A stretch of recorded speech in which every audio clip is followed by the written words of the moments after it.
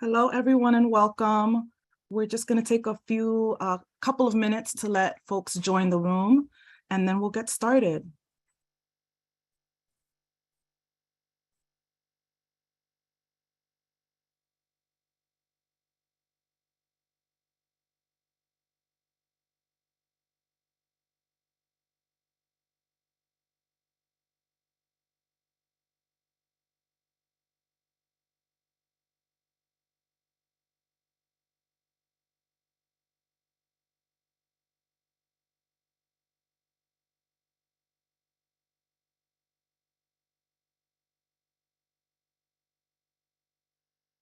I see that people are still joining the room, but we've got plenty of folks, so I think we'll go ahead and get started.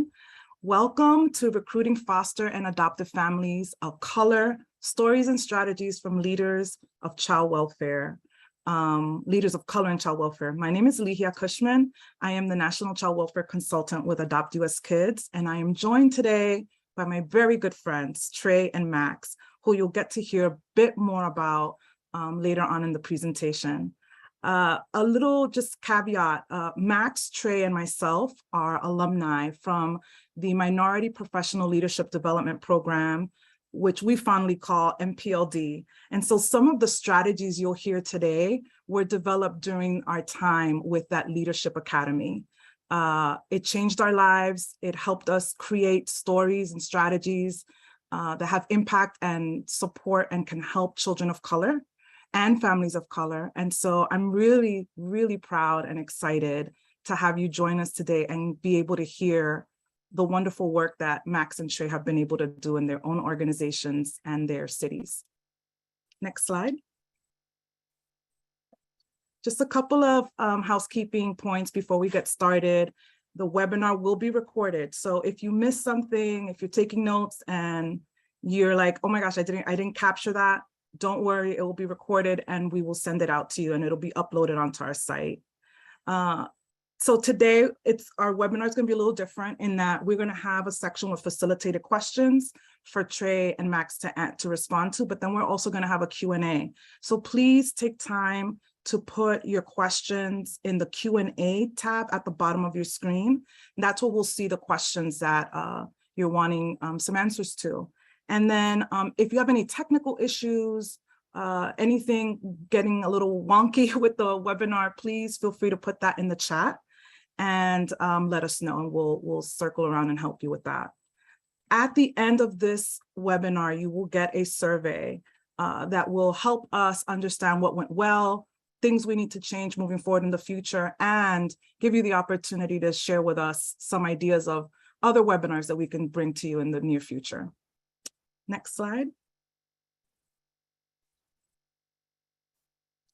At AdoptUSKids, we have a two-pronged mission. The first is we want to raise public awareness for the need for foster and adoptive families for the children that we're serving.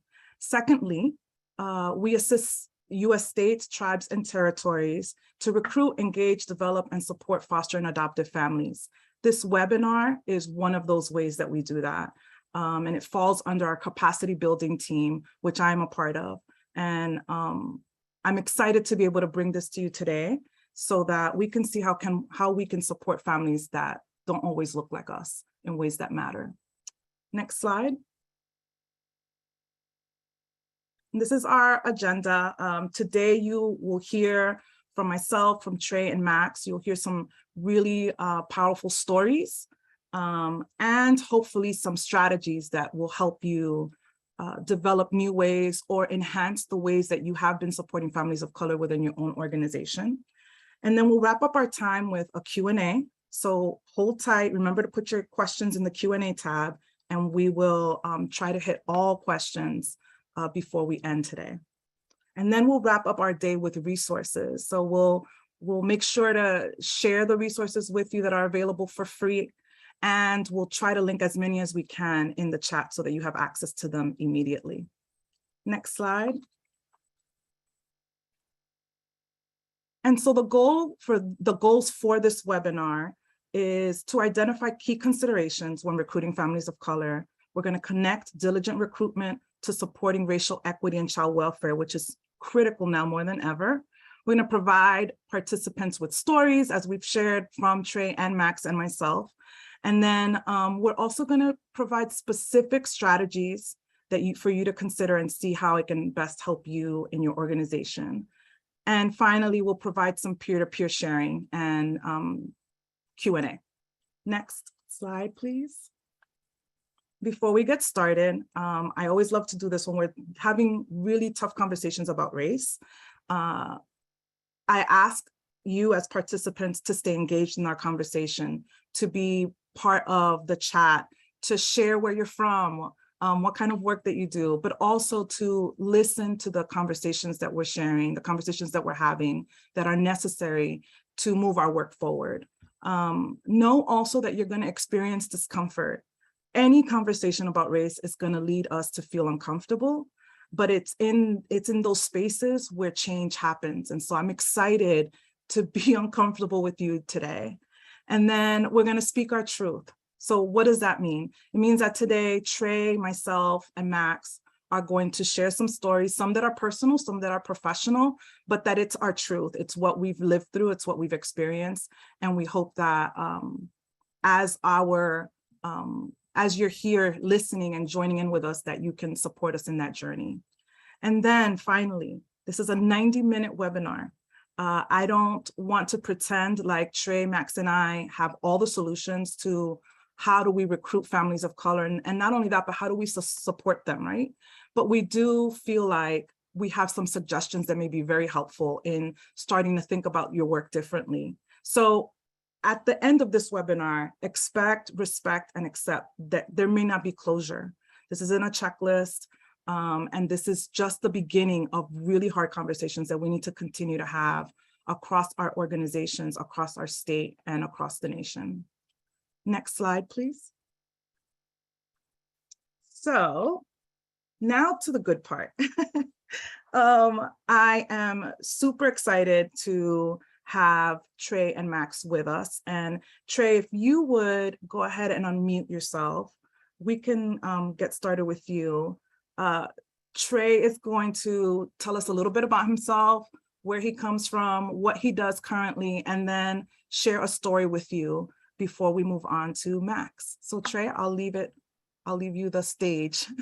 Awesome, thank you. Good afternoon, everyone. I'm Trey Rabun. I am a social worker and I work at an agency in Seattle called Amara. I've been there for it was just 11 years on August 3rd. So just had the work anniversary.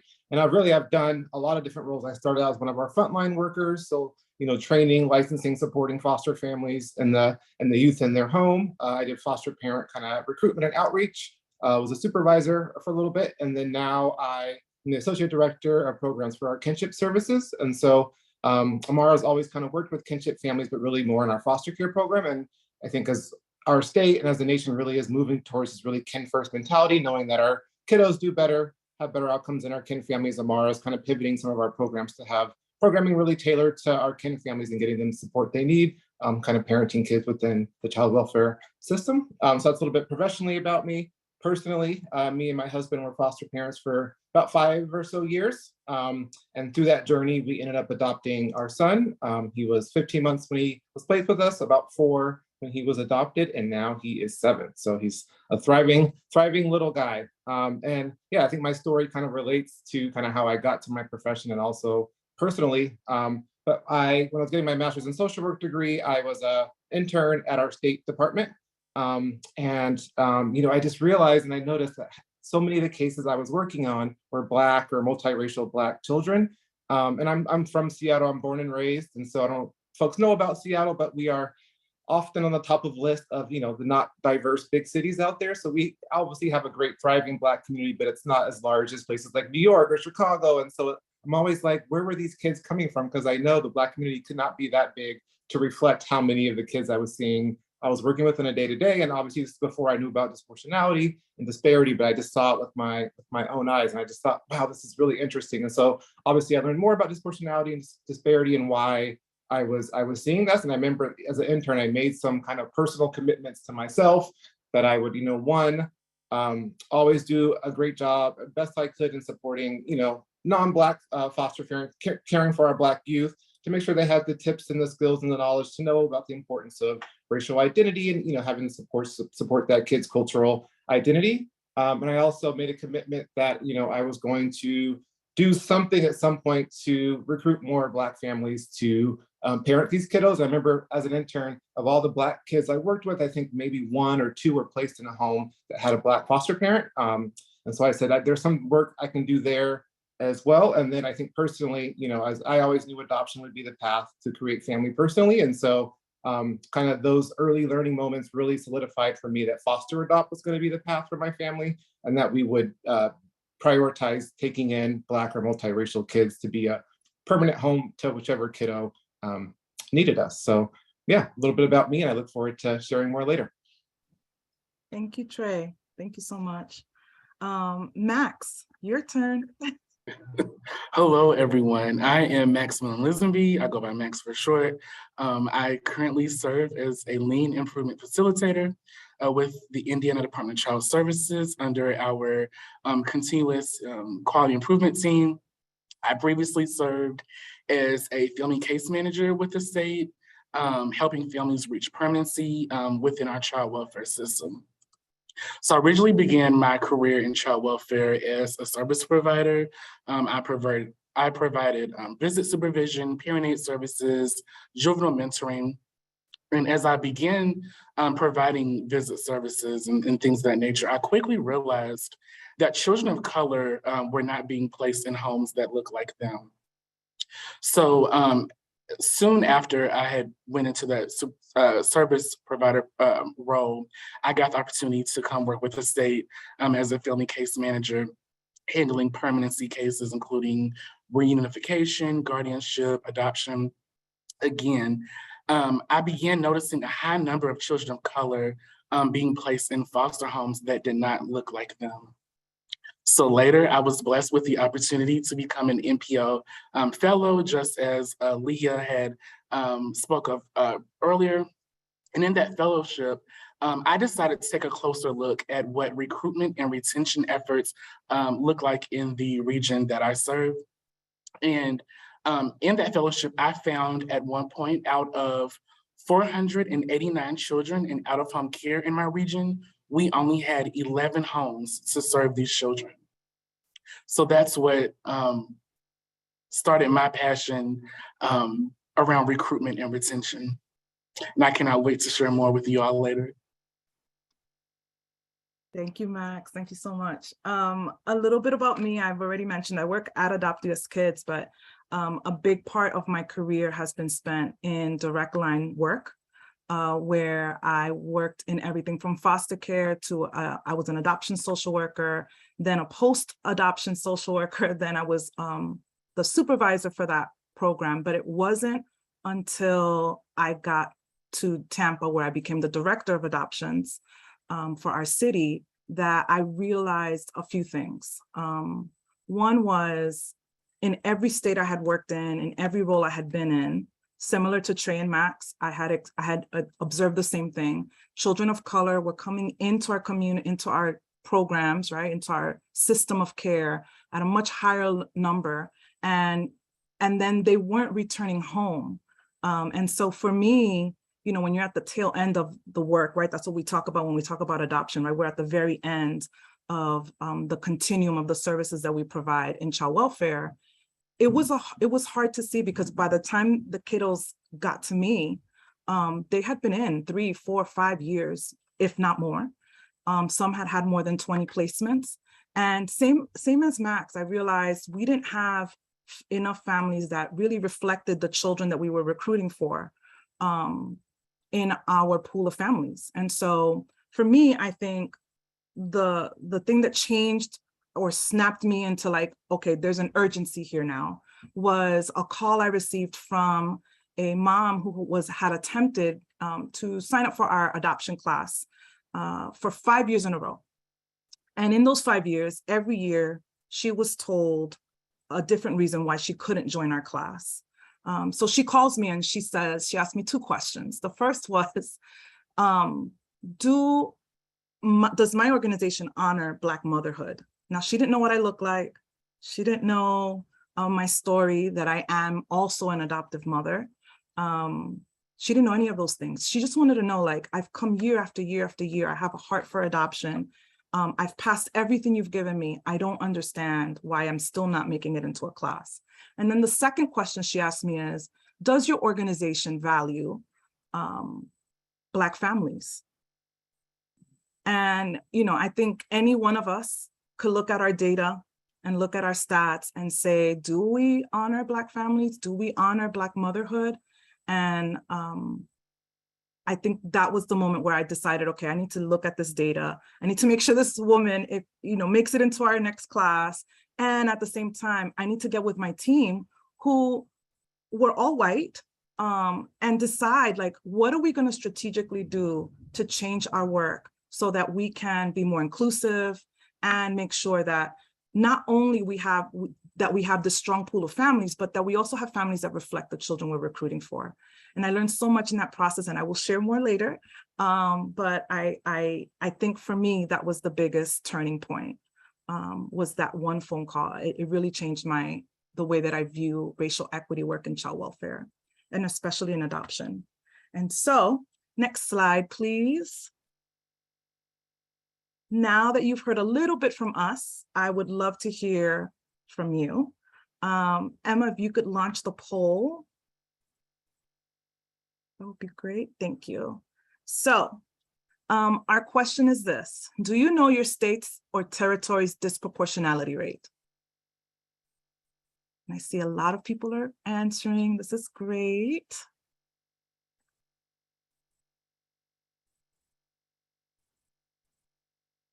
Good information coming in.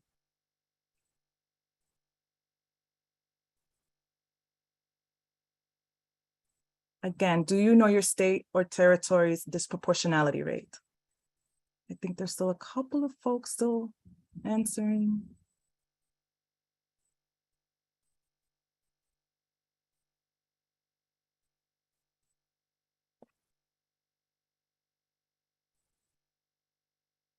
Okay, I think we're going to go ahead, Emma, and share the results.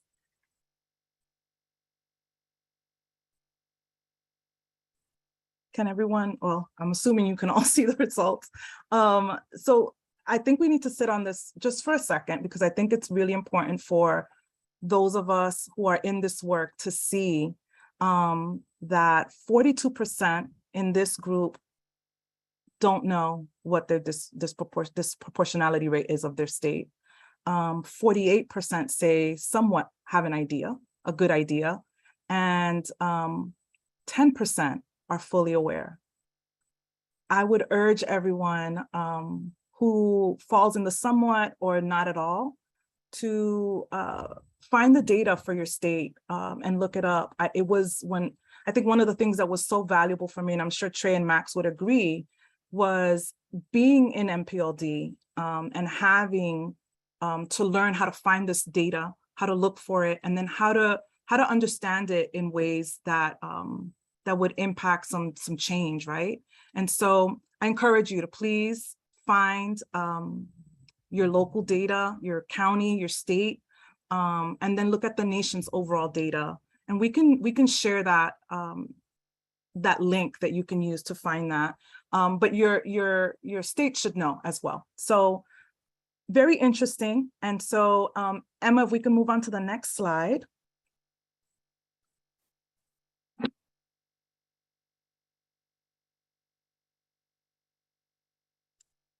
So we know that disproportionality is a serious problem in our country. From every system, it touches every system of care that we work in. But in our system of care, in our system, how and why do we need unique approaches to recruiting and engaging and supporting families of color? The first is simple, well, not simple, but it's our racial disproportionality and disparity rates. I knew that when I was doing my project, I needed to find that information, and I found it. And if you go to the dashboard for child welfare, it reflects that Black children are 1.5 times more likely to enter foster care, and Native American children are 2.6 times more likely to enter foster care than white children. that in and of itself tells us we have to do something different. And part of that, I believe, is how we recruit and engage families. Another reason why I feel like we need to deliver a unique approach to supporting families or recruiting families of color is because of institutional racism. And very quickly, institutional racism are policies and behaviors within an organization intended to discriminate against people of color. An example of that is, for example, a hiring manager who disqualifies a social worker candidate just based on their name, and citing it as, well, we didn't interview that person because it wasn't a cultural fit, right?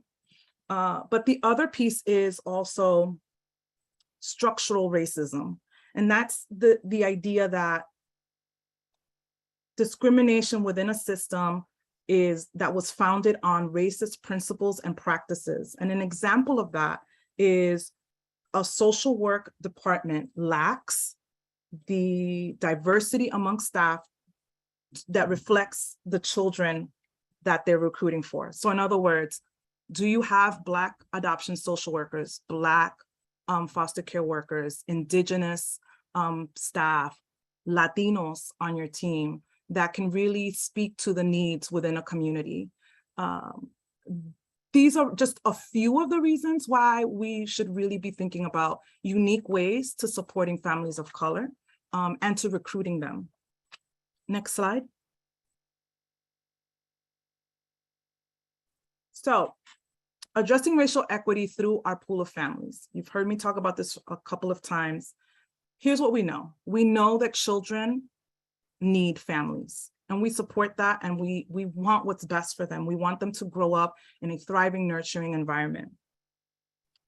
But as adoption professionals, as foster care professionals, we also need to work with families to address the cultural and racial needs of their children. And I'm specifically here talking about transracial adoptive placements, right? I think for a long time, we focused on making sure that, parents, white parents in particular, adopting Black children, knew how to take care of their hair and their skin. And in a lot of ways, I feel like we got stuck there. But there's so much more work that needs to be done in preparing a family to raise a child of color in a race-fueled society. A lot of times we haven't talked about language and how that language for bilingual youth in our care, how that matters when we're thinking and considering placement. We don't often talk about Black culture. We don't talk about systemic racism or the impact that it has on children overall. So we talk about trauma, we talk about, the trauma of coming into care, but then there's no real space to talk about. We're going to layer on top of that, we live in a race-fueled society, and how are we going to help parents navigate that as they adopt their children? The other thing I really think we haven't done a great job in is in highlighting the benefits, if you will, of having a strong pool of families of color. And there are a few things that I think we have missed the mark on that families of color can bring to the table. One is better prepared for difficult conversations about race, about culture, about the impact of systemic racism. They also provide children the space, or they bring them into their community, and in that community, this child feels like they belong. So it provides a sense of belonging. I can't tell you how many transracially adopted young people I've talked to, now adults, who have said, my parents got a lot of things right, but some of the things they didn't get right was I never really felt like I belonged in my community, in my church, at my school. And so this is something that I feel like families of color can really help, not just our organizations, but the other families that have adopted can help them also navigate some of this very intense and challenging ways of living and thinking. And then finally, when we partner with families of color in this journey that is child welfare, one of the great benefits of that is really increasing our relationship equity with Black and Brown communities. And what do I mean by that? It's very easy to say, and we've heard it time and time again, well, Black families don't adopt, Black families don't foster. And at the same time, we're systematically taking their children out of their homes, out of their communities at a much higher rate than with any other community, right? We do the same thing with Native American children. And I think for us as professionals living in this system, working in this system, one of the things that we really need to consider is how are we building relationship equity with the communities that we're also simultaneously impacting in real ways, ways that are heartbreaking and traumatic. So we hope that our strategies that we'll share with you today will shed some light on that as well. Next slide.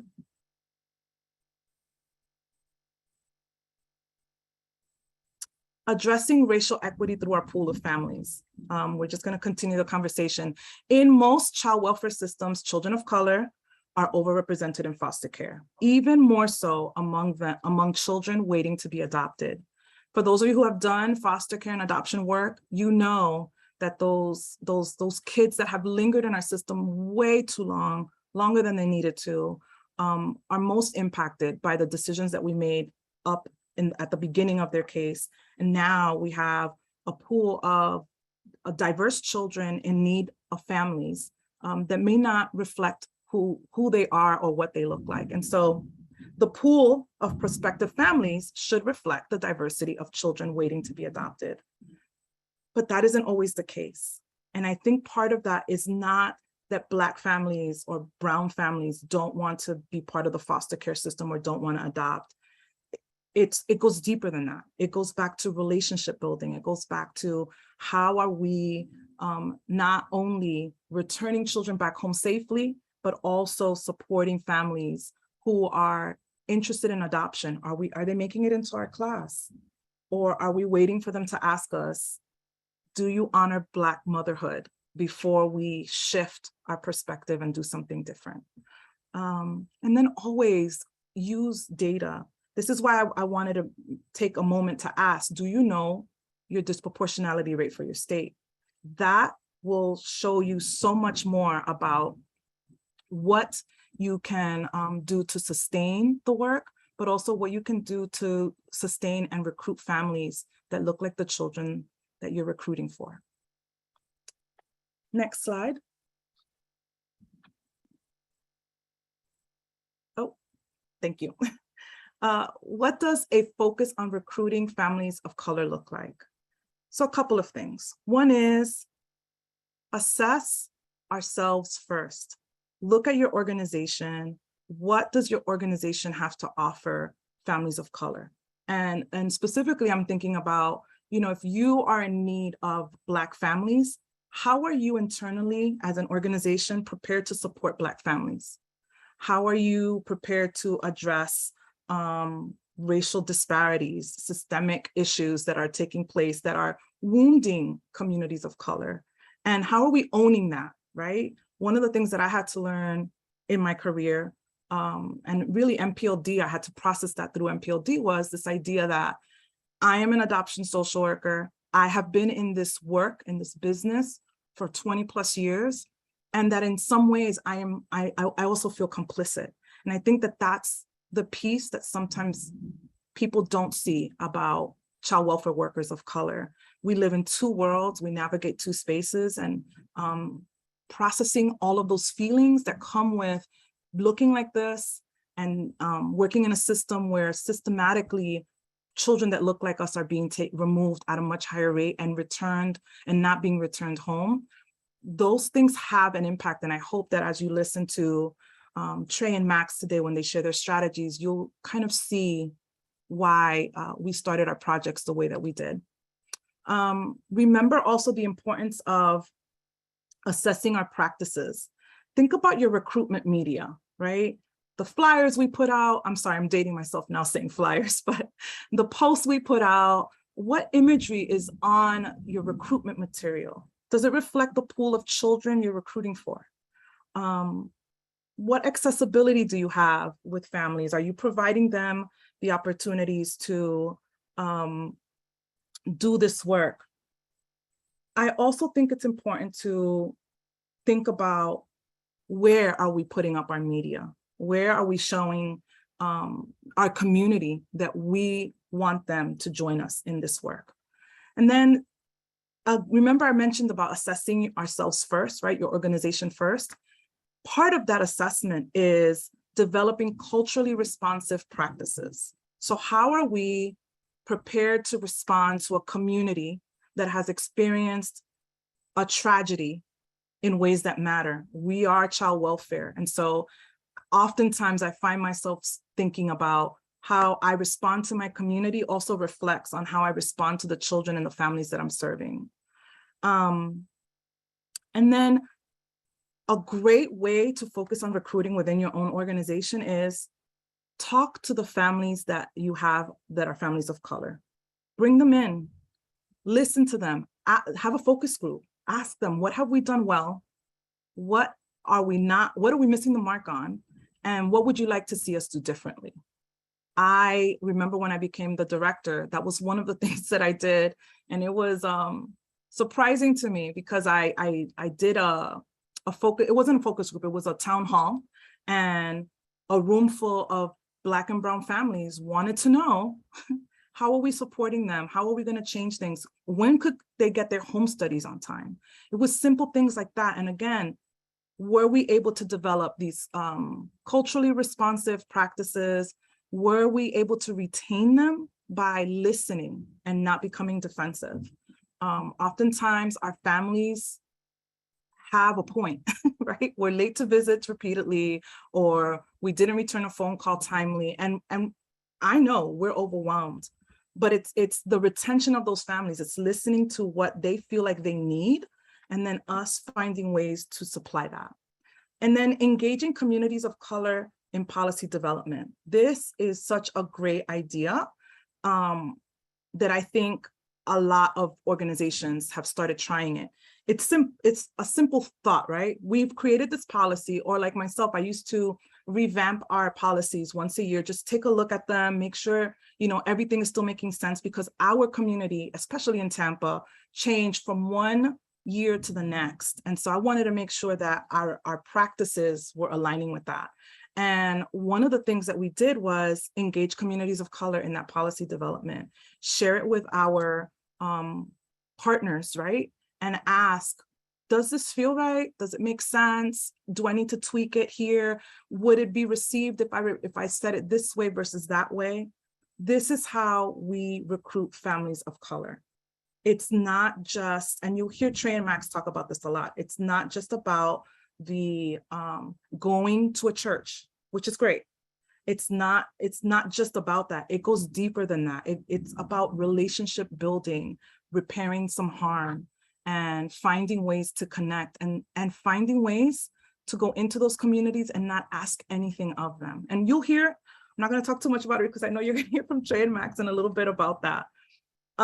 Okay, so let's move on to the next slide.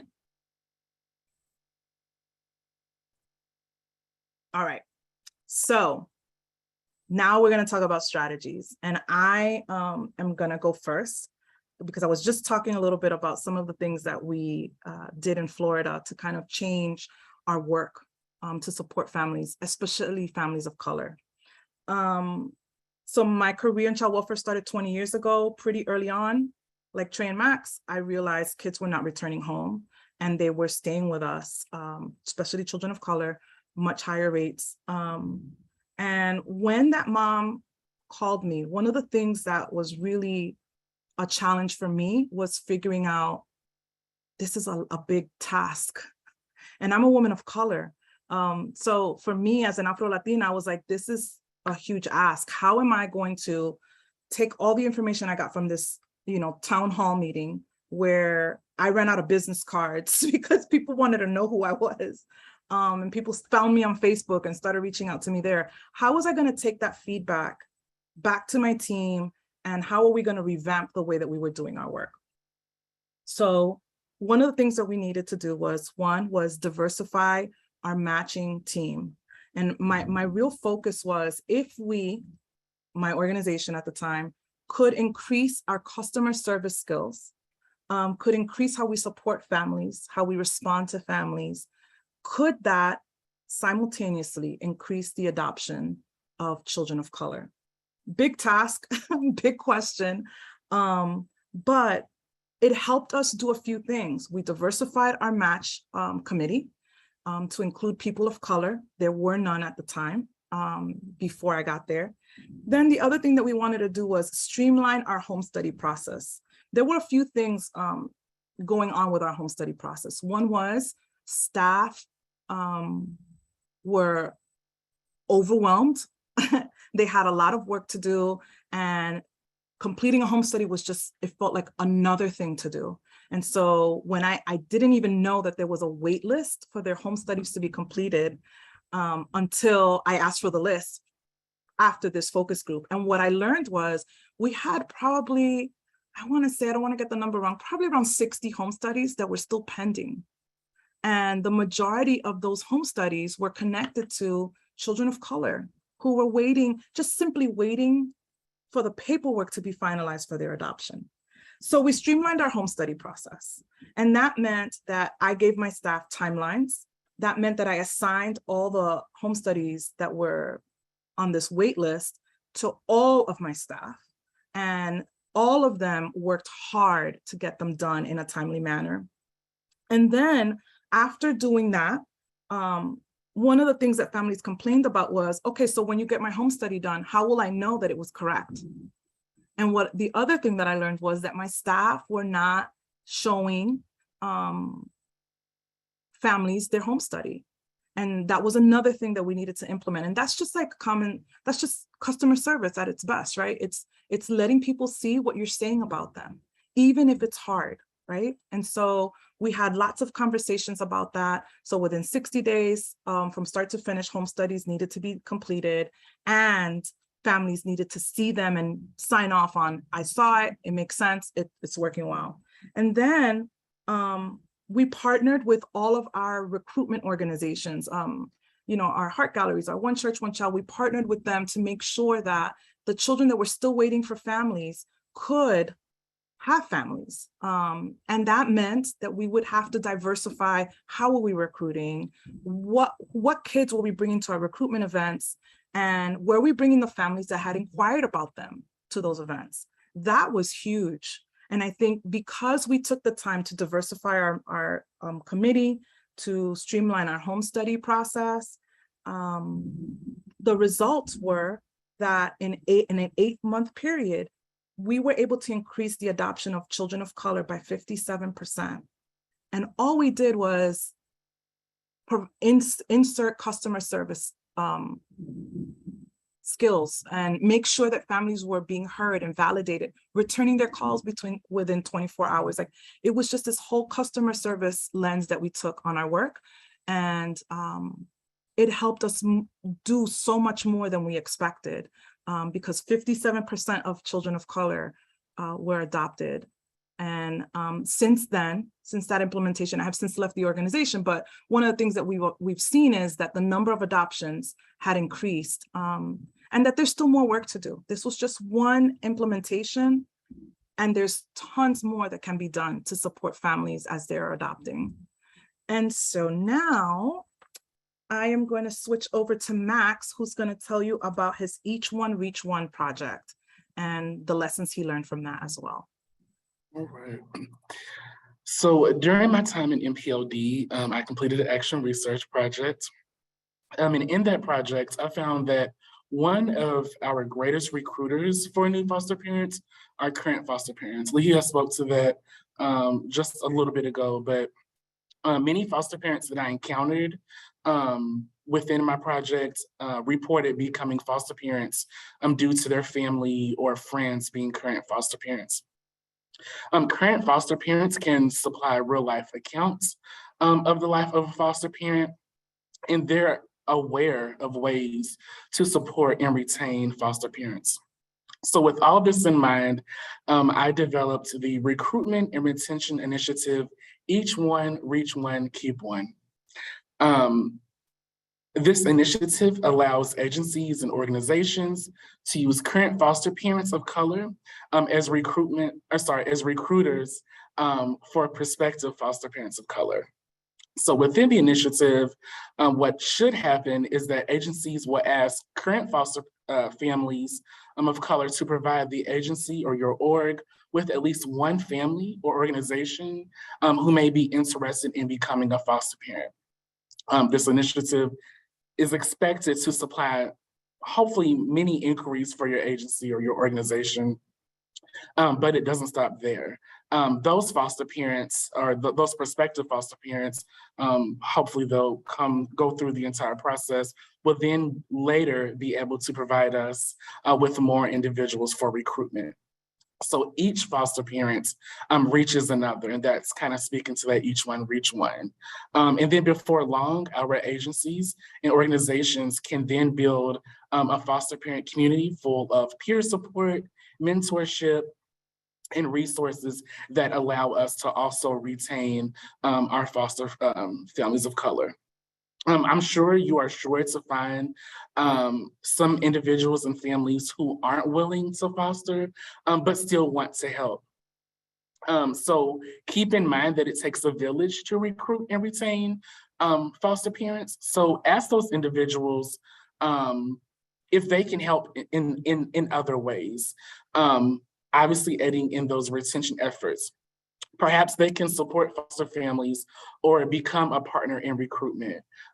Everyone obviously becomes responsible for reaching new foster parents and keeping our current foster parents. So that was one of the biggest pieces I found within my project, and is a way that we can help utilize our current foster parents to be recruiters for us in the agency. Thank you, Max. Trey, you're up. Yeah. So like I mentioned earlier in my introduction, I started doing outreach and recruitment for my agency, and that was in 2016. And it was a brand new position. And so I really had a lot of flexibility in kind of, creating my workload and kind of where I would focus my energies. And so I'm a big data person. So he has said, always look at the data first. And so I looked at the data and, I said, as I saw as an intern, I just kind of saw this disparity, but, when I looked at the data in Washington state, about 4 to 6% of our state is, identifies as Black African-American, but about 16%, at least in my area of the state, were Black and African-American kids. So that's a huge disparity. And so I did that data and research. And I also looked at like best practices in recruitment. And kind of what I found was, the tabling events, going to the farmer's market or whatever is great for like promotion of foster care, answering people's questions, but it often doesn't lead to someone actually becoming a foster parent. It may be that first touch, but it's not going to lead them to that full kind of foster parent application or adoptive parent application. And so I was like, I'm fine doing that, but I realized I wasn't going to move numbers a whole bunch. So, but what I did see in the research is that very targeted recruitment efforts are the most successful. So focusing on one population, or focusing on one church and using them as your kind of way to recruit, those were more successful. And so I said, okay, I saw the disproportionality data. I know targeted recruitment works. Let's create something to recruit more Black African-American families. And so that's kind of what I did. I called it Takes a Village. Obviously, I didn't come up with that myself, but I feel like it really fit. Max even said it earlier about it really does take a village in this work. And so we kind of created that initiative. And the first thing I did was create kind of an advisory council for myself. I realized I was one person with, my own connections in the community, but I, didn't know everyone and everybody. And so I created an advisory council of local Black leaders from really across professions. Some worked in our city government, some were in the education field. We had current and former foster adoptive parents who identified as Black. We had former youth that were in foster care in their young 20s who had foster care experience as youth on that, folks from corporations.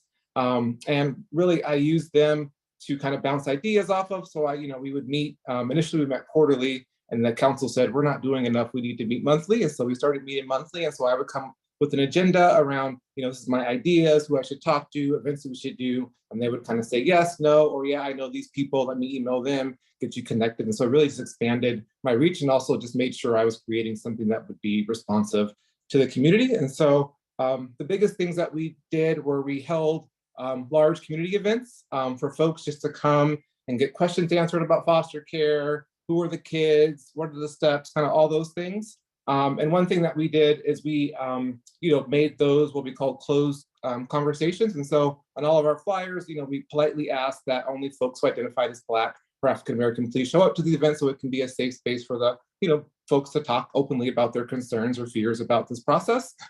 So that I think really made it a really cool event. And we had our first event kicked off at our local African American Museum in Seattle. They hosted it for us. We had about 60 folks show up on a Saturday morning, had a panel of adoptive youth, professionals, and just really talked. And it was interesting. We thought we would get questions about how do I apply? What are the next steps? But we didn't even get close to that. It was just like, tell us about why all these kids are in the system. What is disproportionality? Why is this happening? And just more of kind of like the setting the context, I guess you could say. And then a lot of it too were people's fears of the process. So it was like, as we talked about earlier, our kids, our families are at higher rates of CPS investigations and removals. And so folks in the room were like, you have removed my cousins, my nephews, my aunts, my uncles.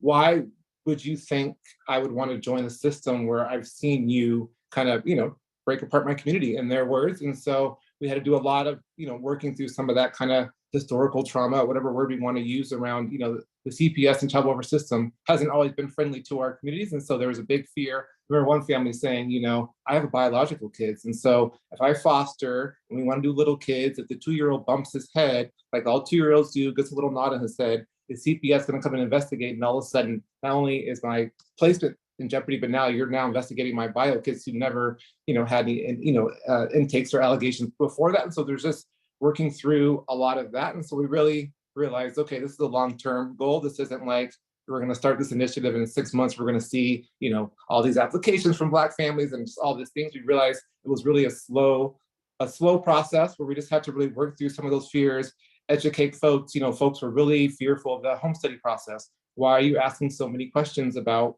my life? Like, I just want to parent these kids. I'm stable. I have an income. I'm not this, crazy criminal. Why are you asking me so many questions? So explaining why that's such an intrusive process and just really walking through all those things. And so what we ended up doing was having quarterly events for folks just to come and get their questions answered about the process. Some folks, were, wanting to make that next step over the next couple of events, but really just kind of hosting those events just for folks to learn more. And it was really, I think, successful and really kind of built kind of a local chat about it. And so we even expanded, and it started initially, it was kind of a, my agency's efforts, but we started including our state partners as well, since they can also license, obviously, and work with foster and adoptive parents, and then kind of other private agencies in our area who are like-minded with us and on that mission to really help with this issue. So we would kind of expanded that. And, the idea was, Amara may not be the best fit for everyone to get licensed, and that's okay. So let's learn about all your options. Let's have all those folks here so you can kind of learn more about that. We created a video that was really successful about kind of the importance of culture for Black youth in foster care. So we had alumni of care featured. We had a Black foster and adoptive family speak on that video. And it was a really cool video that's been used a lot, both locally and nationally, to really talk about the need for kind of culturally appropriate foster homes. And I think kind of things that we learned from that process, like I said, definitely a long-term goal. Also, like I said, just you really have to meet communities where they're at, build that trust before you can make that ask of become a foster parent, become an adoptive parent. You have to listen, validate that, yes, what you're saying is a very, valid thing. And so we want to work through that trauma around working with the state and agencies before we kind of move into that. So I think that was another thing we learned. Yeah, and just that trust rapport building is huge between communities and agencies to kind of repair some of that past historical trauma and just kind of build that trust and kind of make your name a common name among the community and have a positive kind of connotation when you hear that name. Trying to think what else to say about that. Yeah, I think that's kind of what we did there. This actually wasn't my action research project, but I'll talk about that later when we have another question. So yeah, thank you. Thanks, Trey, so much. Next slide, please. So you've heard from us a little bit about different ways that we did our work to enhance recruiting and supporting families of color. I'm sorry, the chat is going crazy, so it keeps popping up on my screen. Okay, so remember to examine. So here's some things that you can do, some strategies that you can do within your own organization based on what we've shared, and also just things for you to think about. The first is examine and adapt images and other meaningful elements in your foster parent recruitment materials and messaging. Again, we've talked about this.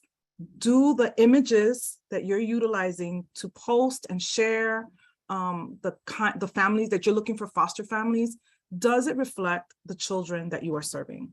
And if it doesn't, I think you may need to take some time to kind of analyze that and look at where can we get some more photos that really reflect the families that we need today. The next is, you're going to hear us say this a lot, data, data, data. So know your disparity rate, know the impact that you're having, know how many adoptions are taking place within our team, within our organization, within our state, how many of those children went to were transracial adoptions, right? I can tell you that the Department of Health and Human Services in 2020 said that 54% of all adoptions in the United States are transracial, meaning Black children being adopted by white families. And although that may sound great, there's also this piece of how are we supporting those families beyond their adoption to sustain the adoption and help their children feel as though they belong, as though they have a say in their life, as though, and to teach parents that racism, race issues are actually taking place and that their children will experience it. And how do you support families in that very difficult work? So review your data, know your disparity and disproportionality rates. And then also, I told you I did this when I became the director. Every year I kind of reviewed our licensing, approvals. How did we do a home study? What were the steps in between starting the home study to finishing it?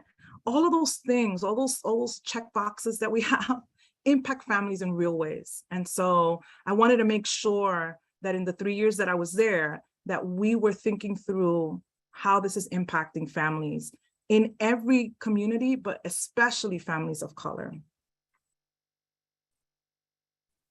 Next slide, please.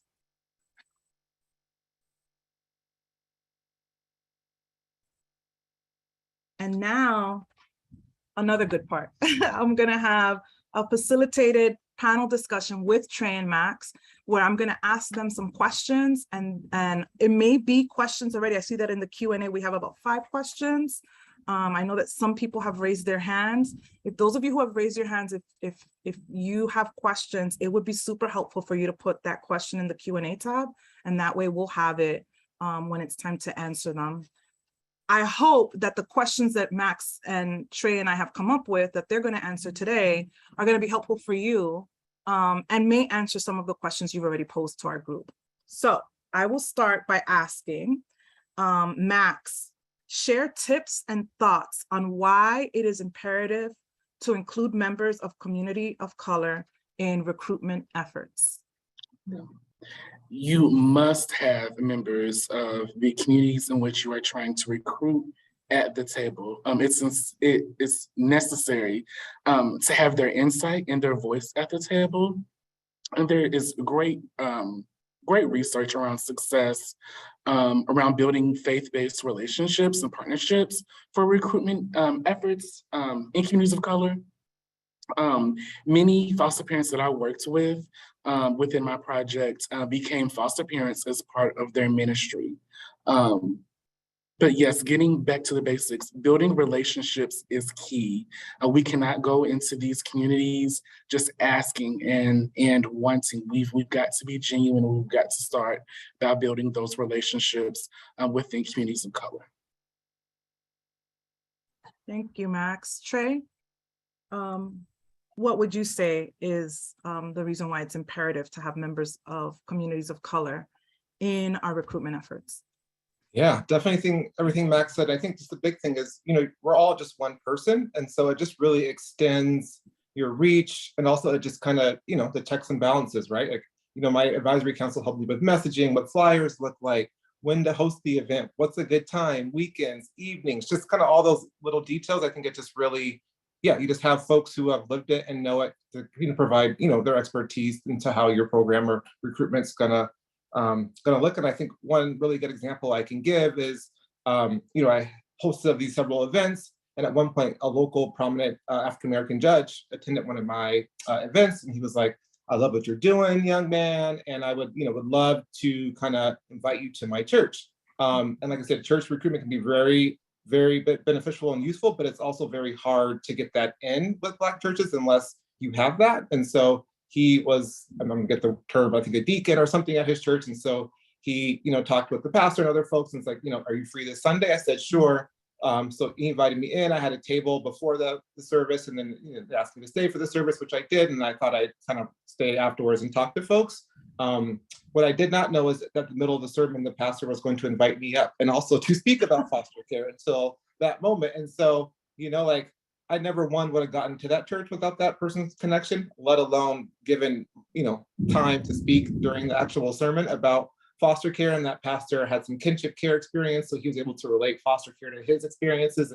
And so that event was just amazing. I got so much good conversations and education happening, but I would not have done that on my own, me calling that church or emailing that church as not a member, never attended. So it's like, that's just one way of why it's so crucial to have folks around you who've lived experience, part of the community, because I never would have gotten that in without that judge. It makes a difference. It definitely does. If people are bought into your experience and what you're bringing to the table. This next question is, Max, we'll have you start. What can agencies do to improve how they recruit and support families of color? So I'll start by saying we must be intentional. That is the keyword. We must be intentional. Keep going. So we must be intentional in those recruitment retention efforts.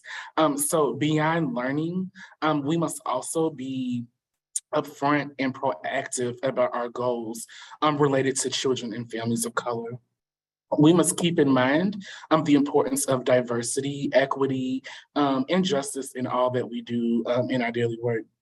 If we keep these principles at the forefront, we're going to always act in genuineness, authenticity, respect, professionalism, and we'll do better for the communities we serve.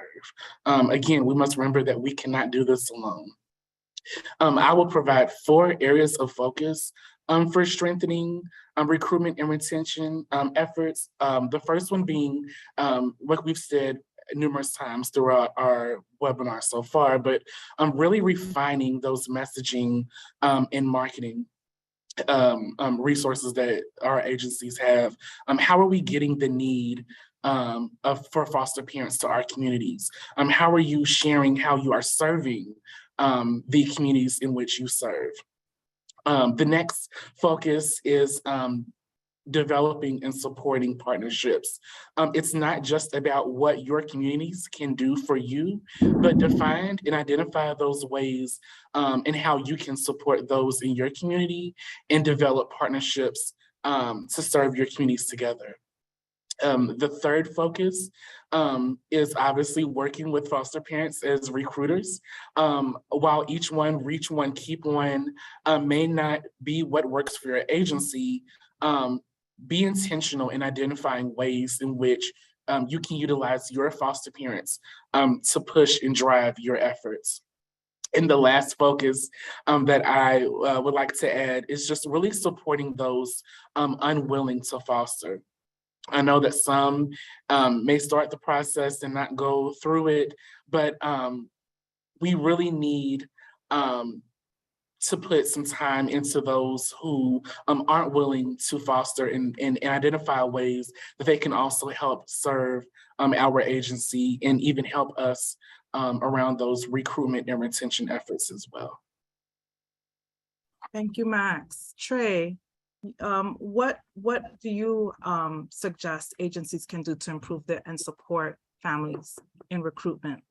Yeah. So like I said, I created this It Takes a Village in 2016. We kind of went, full steam ahead, doing all these community events. And simultaneously, a few months after that initiative happened, we had an issue with licensing one of our Black families that did not go well, and it ended with the family not deciding to work with our agency. And so, I realized and my council realized, we're doing all this external work, and I was like, but how much internal work did we do to say, when are we ready for this influx of Black families? How are our current, really all BIPOC families, so Black, Indigenous, all families of color, how are they working with our agency? And so we kept, the initiative going, but I pivoted my Action Research project to really focus on barriers for families of color and the adoptive and kind of foster process. And so I did a survey of, sent it out to all BIPOC families that worked with my agency in the last 5 years, sent out a survey, and then I also worked with some national groups of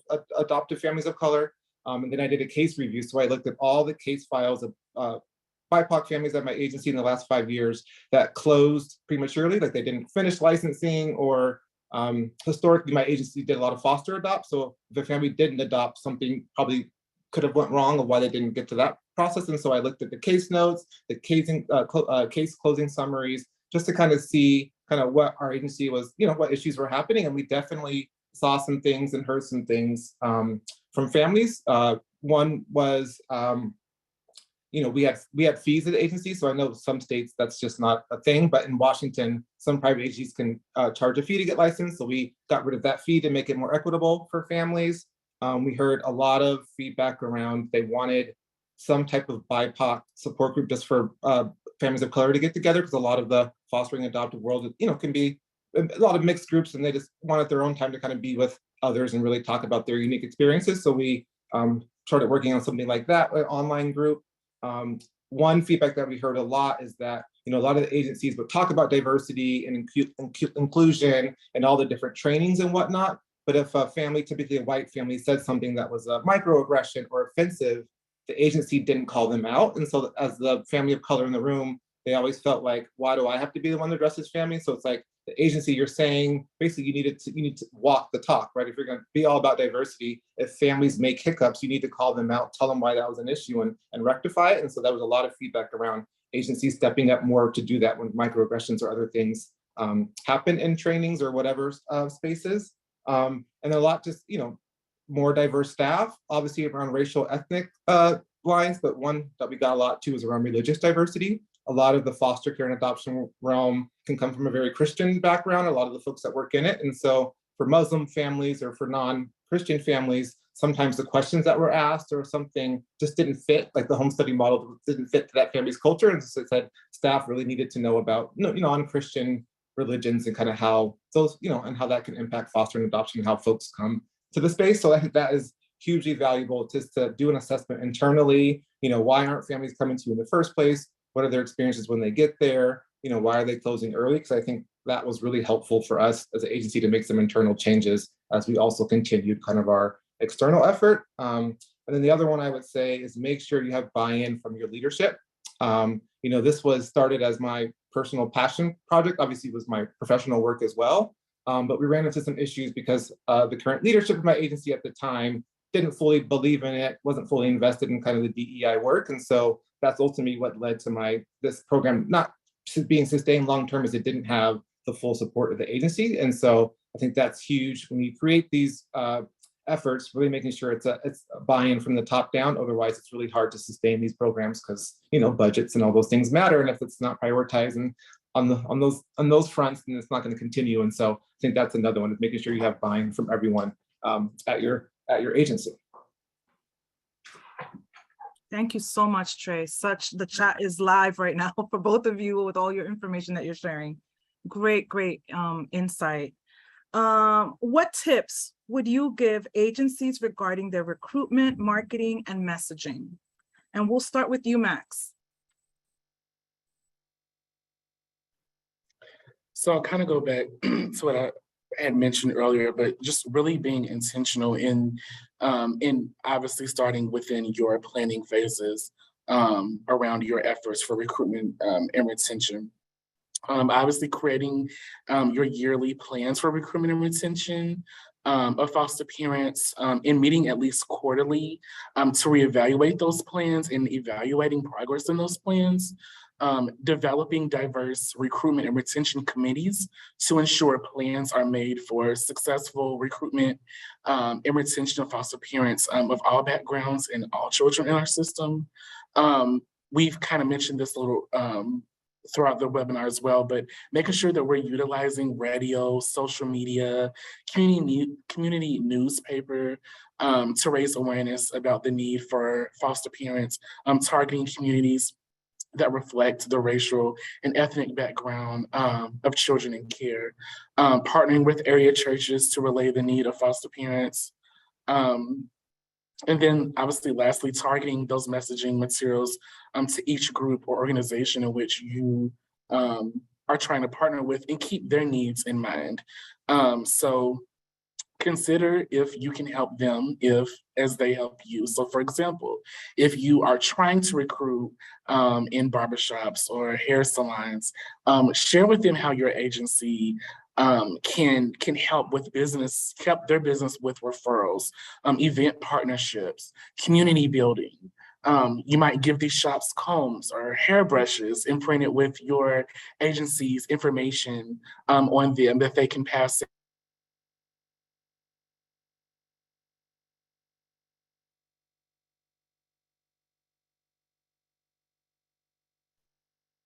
I think Max is frozen. Trey, did we get to your answers on this section? Sure, absolutely. I'll jump in. Thank you so much.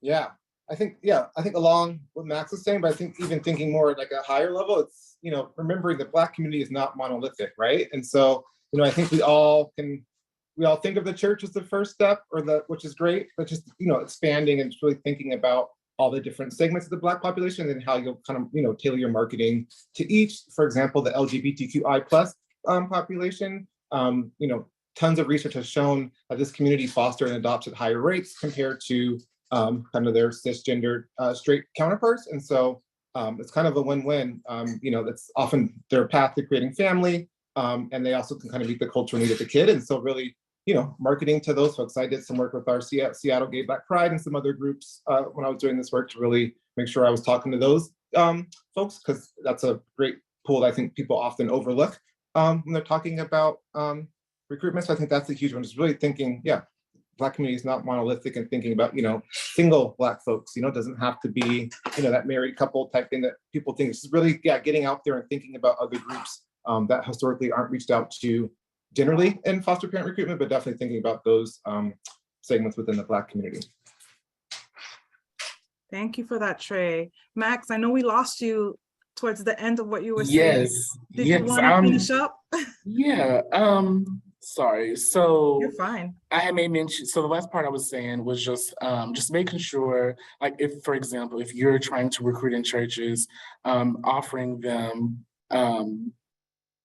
church fans with the need of your need for foster parents, and they can distribute them to their members as well. Just making sure that we're really targeting those messaging materials to each group or organization that we are trying to assist us in recruitment and retention efforts. Thank you, Max. Glad you're back. I'll jump in really quick. I forgot one thing. Yeah, go ahead, Trey. Lihia mentioned a little bit earlier, but I think it's really important when the messaging that, at least in my state, and it's probably true across the nation, that African American and Black folks are stepping up to foster at their rates of their general population. So like I said, my state is 4 to 6% African American. That's how many of our foster parents are Black in our state. And so the ask is just it's a small thing, but that ask is not become a foster parent because you aren't doing it, but we are asking you to step up above and beyond because of disproportionality of why we're asking. So it's like Black folks are stepping up. Hi, my son's coming to say hi. Black folks are stepping up. Black folks are stepping up, at rates of like everyone else, but we just are asking for a little bit more to make sure our kiddos have that cultural fit. And so I think it's a small thing, but I think it's important when you start doing your ask and your kind of marketing to folks. No, I love that idea of kind of owning, like, we know the system that we work in and what it has created in your own community. And we would love you to help us with this because of an issue we've created, right?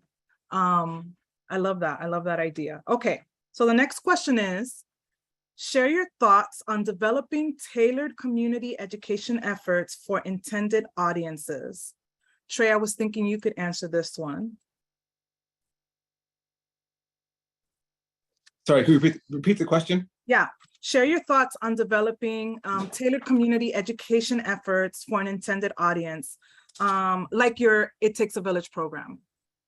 Yeah, I mean, I think it's really, yeah, I think using those folks with the lived experience. I think that's just I probably sound like a record saying that over and over again, but I think that is, the biggest thing, running everything by the council, whether you think it's so small, whether it's just like a little language on the flyer, whether it's the photo you use in that flyer, whether it's, do you email these 5 people or these 10 people or all 15 people? Like I really think it's just all those little things your advisory council can provide feedback, or whoever you're using to help the lived experience folks help inform your work. It's just amazing what you can get when you think, just send everything to them, even if you think it's a small thing, because they'll always have such great feedback. They're just like, I'm glad I did that. So I think that's the big thing. It's just really using your community or the folks that you're using to kind of help you create your program, your outreach materials. Thank you for that. Our last question, well, second to last question is this. And I'm going to ask it to both Trey and Max. What should one consider if their agency is predominantly white or new to recruiting families of color? And Max, if you wanted to start first. Okay. So I'll go back to relationship building. Relationship building is important first and foremost. You're going to have a challenging time recruiting in communities of color until you have built relationships within these communities. So this is an important focus. Those of us in child welfare have an obligation to the children and families we serve to stay informed on trends, best practices in the field. And we can do that in a few ways. But the first way being making sure that we are growing our social and professional networks and seeking to learn what works from others engaged in our journey of recruitment and retention, reading articles and briefs on foster parent recruitment and retention. And lastly, finding trainings to take and even webinars to watch to learn promising practices of recruitment and retention, just like you are doing right now. So those are areas of focus that I would provide. Thank you. One of the things, along with what Max was saying, that I did when I was the director of adoptions was, I had a predominantly white staff. And so one of the things I wanted them to know was our disproportionality rate. And then that led to a training. And I ended up doing that training, not just for my team, and it was about racial equity in adoption, right? But then with our CASA folks or our GALs, our judges, it became this huge training that impacted many of the layers that touched our organization and the work that we did. So just think about ways that you can leverage that. Trey, did you have any suggestions? Yeah, I mean, I think, obviously doing a huge internal DEI assessment maybe is not, in everyone's wheelhouse, but I think doing whatever you can to, talk to previous families, current families, I think will help. And I think just spending the time doing internal DEI staff training and like around foster care, it's important to the numbers around disparity and proportionality, but thinking bigger than that. Like we at Amara hired an external consultant who's been in the foster care, trained mental health therapist, but they also have a DEI lens. And so they meet with all of our direct service staff in various groups and provide kind of a DEI clinical consultation. So like, I'm working with this family and it's really difficult because I see this white family not really embracing the Black kid's birth mom and talking, saying, kind of, negative things about her. How can I help address that with the white family? And that consultant can really help bring ideas around how to, have a meeting with that family and just kind of any kind of DEI issue. And I think, our agency, was and still is a very white-led org and a lot of white staff. And so I think having that outlet for staff, and if it's an external person, that's really helpful because then there's not the, it's not an internal person, you have less, walls up and things like that. I think that was hugely beneficial for us, but we've also brought in just cross-cultural communication training. So like, how do Black families communicate and how does that differ from kind of the mainstream way? And that to learn that what a Black person may be saying, that their passion is not combative or angry, like getting through some of that stuff and reading through kind of miscommunications just by cross-cultural stuff. So that was really helpful for us, and just learning how, you know, Black people tend to process more out loud, just learning about different little things that really helps you assess families and realizing, oh, this Black family is just being them and not, it's not, because it's different, my communication is not, you know, wrong or bad. So I think that was really helpful. And just, yeah, having, you know, white privilege trainings for the staff. I think the staff are really important to know their positionality in the world as they work with families of color, kids of color, birth parents of color, and especially if you're gonna go out and recruit families of color, you have to know how your positionality can be seen, even if you don't see yourself that way, right? And so I think just doing that internal work can really help as you go out in the community, that you know, own your privilege, but also know the faults in that when you're going out to the community, so that you can be as authentic as you can be out there working with folks. I was muted. Thank you, Trey. Thank you so much for that. We're going to move on to Q&A. I see at least 14 questions in the Q&A tab, and we have maybe less than 15 minutes to go. So I want to do our best to answer all questions, but I don't know that we'll get to everyone, but we'll do our best. Let's see what we have.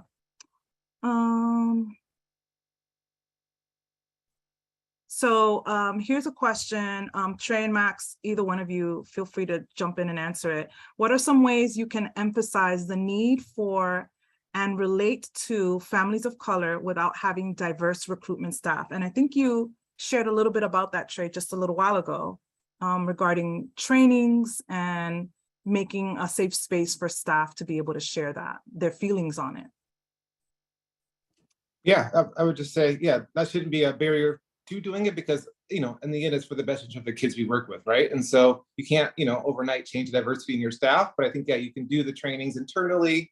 You know, I think in that point, it's really imperative to have some advisory council, lived experience council that works with you to really kind of provide that checks and balances, but also get you some of that community buy-in and rapport and trust to start that work. So it's like, yeah, you can kind of diversify staff and have that emphasis while you're also doing some internal training. And also, I think, yeah, using some type of external lived experience panel, whatever you call it, to kind of help inform that work, to make sure you are, you know, yeah, keep you checked and balanced, and making sure your messaging and all that stuff is on point as you, yeah, go on this effort. Like I said, it's an important one to do.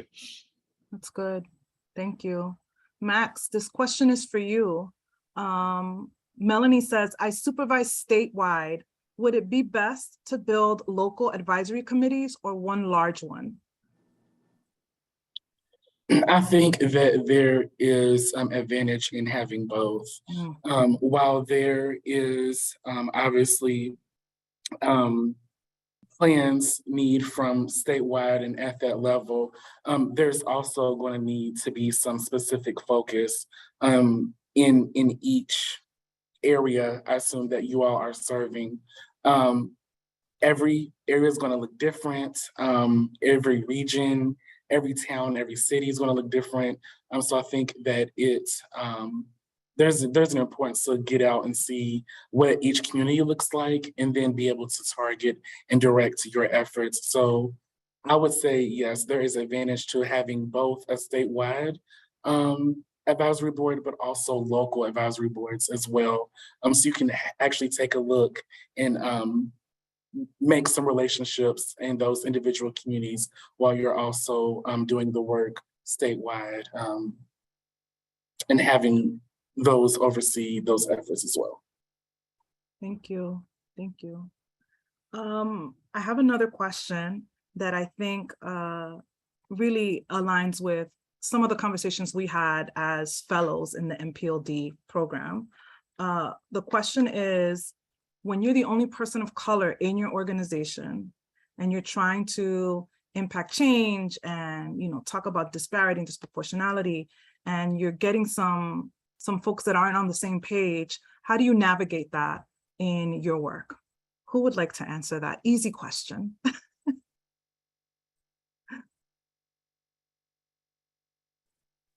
Yeah, I can try. I would say a couple of things. Internally, find your allies and keep them close. And hopefully there's at least a few of those within your agency that you can really I think, rely on and you can kind of trust internally while you're pushing for this really important work.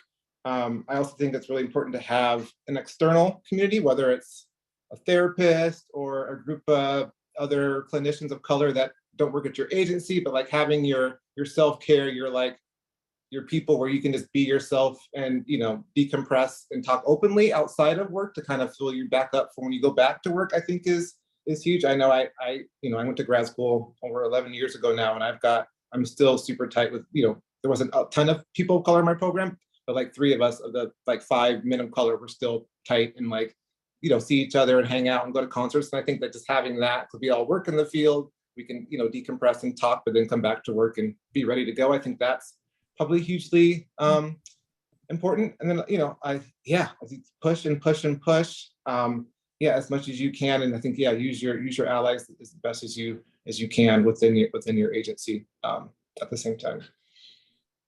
Thank you so much. Thank you. There are so many questions. I'm looking through them, I promise. Max, this is for you. For each one, reach one strategy, did you use an incentive for families that refer another family of color? No, there was no incentive put in place alongside that initiative. But that could be an option. Yeah, that's a good thought, right? Yeah, that's a really good thought. Okay, so Karen is asking, they're curious about our thoughts about using social media platforms like Instagram, Facebook as an effective method for recruiting with putting children on waiting lists or for finding foster and adoptive families. What are your thoughts on that?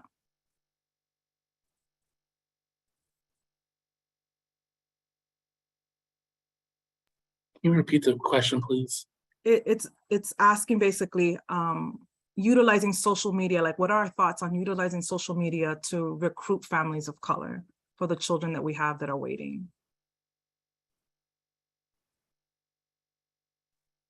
So I know there are a lot of people that found success utilizing social media, especially during the time of lockdown. That was one of the only ways that people were able to really navigate their recruitment and retention efforts. Obviously utilizing, I think the example that I'm referring to is instead of obviously doing in-person foster parent orientations and things of that nature, people use Facebook Live and Facebook to really push those efforts out. And they found success in continuing their efforts at that point. I'm not sure of any updates at this point and how that's looked for them since then, but I do know that people see a lot of success in using social media around their retention and recruitment efforts. I will say too, thank you, Max, for that. One of my, the mom that called me and said, do you value Black motherhood, right? My conversation with her didn't end that day. We, of course, scheduled a few calls post that call. And one of the things that I did was I leveraged her expertise in the community as a woman of color, working in academia. And I was like, help me find where families are. We have a list of churches that we partner with, that we go out and speak to. And she actually was the one who suggested, there's a lot of Black mom groups, Latina mom groups on Facebook, on social media, that you could ask, hey, can we just post this on your page? And it can be, we're gonna have a matching event, or, donate gifts for kids for the holidays. But you can start with that and then say, hey, we're looking for more families of color. We'd love it if you would share this on your site. And I know that some agencies have some issues with that, but I'll say this, I think that we're going to have to be innovative to do this work. And it's going to require us being brave and doing things differently. And if lockdown didn't teach us that we could still do our work, maybe not in the ways that we were used to, but we could still do it in ways that matter, then let's take some of the things that we learned from that time and use it to support families of color and recruit them as well. Let's see. Where are we with time? Okay, we have a few more minutes. There's another question about soliciting membership for an advisory council. I think people in leadership positions in the community, are there any others that we would suggest? So folks are thinking about, hey, if we get this advisory council up and running, should they be compensated if they're people of color? Yeah, I would say for our group, it was offered, but typically the folks who came from more professional background didn't. But like, yeah, especially anyone with lived experience, whether it was like a youth or a like a birth parent, foster adoptive parent, that's like, yeah, yes, absolutely, they deserve time because they're bringing their personal expertise to it. So kind of how we do it is we offer it to everyone, and then typically some people refuse, and we give it to the definitely the folks with lived experience. So I think, yeah, that's definitely something that, yeah, I think that's where the field is moving to, is really honoring folks' work, even if it's not professional, because lived experience, I think, is sometimes is probably more valuable. So really valuing that, and yeah, we offered that to folks, yeah, for sure, on our council. Mm-hmm. And I think if you're going to hold, if you're going to bring people in with lived experience, compensating them makes a difference too. Mm-hmm. Okay. Next slide, please. I am so sorry, we are running out of time. I know we had a ton of questions, but we've run out of time. I did want to talk a little bit about the Minority Professional Leadership Development Program. If you know of any emerging leader in child welfare of color that would be interested in applying for our upcoming course, just know it's a 12-month free program for emerging leaders of color. Think about, this could be another action step that your organization takes in their DEI work, their DEIB work, to build emerging leaders and to talk about racial equity in ways that matter from the inside of the organization out. So if you have any questions, there's the link. And I think we're going to put it in the chat as well. And if you have any questions, there's the email for mpld@adoptuskids.org. It will change your life. Next, please. And then real briefly, we have a few articles that we would love for you to just check out. A lot of these were based on MPLD alumni who had different action projects. One was finding more African-American families. Georgia did a piece on addressing disparity and disproportionality. So just take time to look through the resources and click on the links and see what might ring a bell for you. Next slide, please.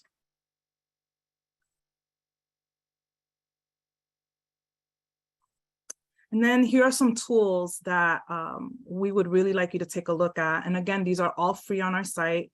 Making the most of your recruitment efforts, effective response system strategies. Remember what I was talking about with the whole customer service piece and how are we responding to families and how are we supporting them? This piece will cover some of that.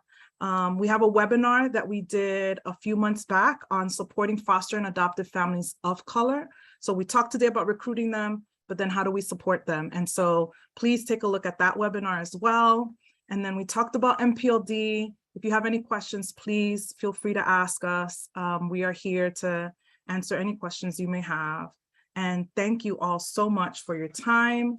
And next slide, please. To stay in touch with us, please feel free to sign up for our newsletter or find us on LinkedIn. I'm on LinkedIn. We're busy on LinkedIn all the time. So if you have any questions or want to connect with us that way, please do so. Next slide. And thank you all for your time. We look forward to seeing you at our next webinar. And fill out those surveys. Tell us what else you want to hear about from us. Thank you.